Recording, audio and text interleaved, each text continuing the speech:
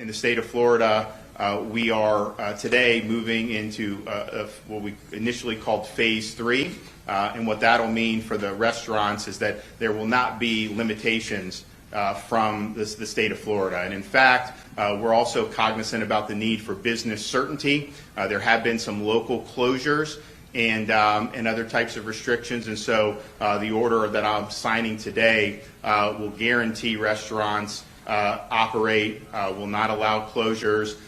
They can operate at a minimum of 50% regardless of local rule, and then if a local restricts between 50 and 100, they've got to provide the justification, and they've got to identify what the costs are involved with doing that are. And I think that that's important. This is a very difficult industry to succeed in. The margins aren't great. And if you go back to March, we were told 15 days to slow the spread. So that was, in Florida, we followed that. It was no dining restaurants, the bars, the gyms, no elective procedures, some of these things.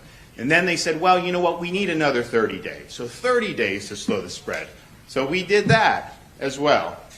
And yet you have some people say, well, you can never do full what you want to do until there's a vaccine. Well, we don't know, hopefully.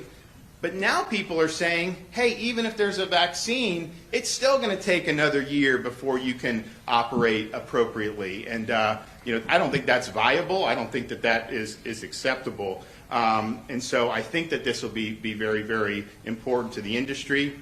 And it also will be a recognition that they have worked as hard as anybody to create safe environments. In fact, the idea that government dictating this is better than them making these decisions so that their customers have confidence, I think is misplaced. And I've gone to many restaurants over the last many months, and they take this obligation seriously. They want customers to have confidence, and so they have every incentive to want to do that going forward. We're also saying in the state of Florida, everybody has an opportunity and the right to work. Every business has the right to operate. Some of the locals may be able to, they can do reasonable regulations, but you can't just say no. You can't say no after 6 months and just have people twisting in the wind. And so I think that that's another important principle.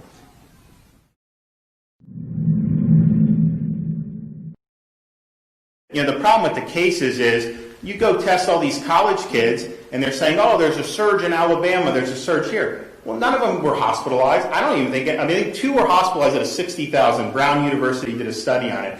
And so you have a lot of cases that are being found, but it's not really indicative of a raging epidemic, and a lot of it's close there. So I think the cases are not, and I would commend you to look at Sunetra Gupta, who's probably the best epidemiologist in the world from Oxford University.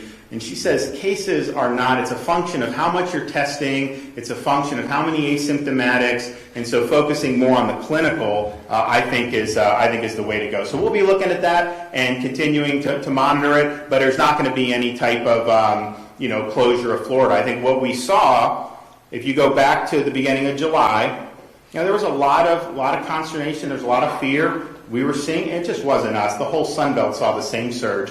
And there were calls to shut down the state, and I resisted that because I knew the devastation that would happen for that. And so the infections peaked at the beginning of July. The cases peaked a little later because there's a reporting lag. The ED visits peaked on July 7th through, I think, the 14th. Hospitalizations on the 21st. Disney reopened right after infections peaked. We had youth sports going on. We had K through 12 back in starting in August. Colleges and universities back on campus. We've had football games, high school, college.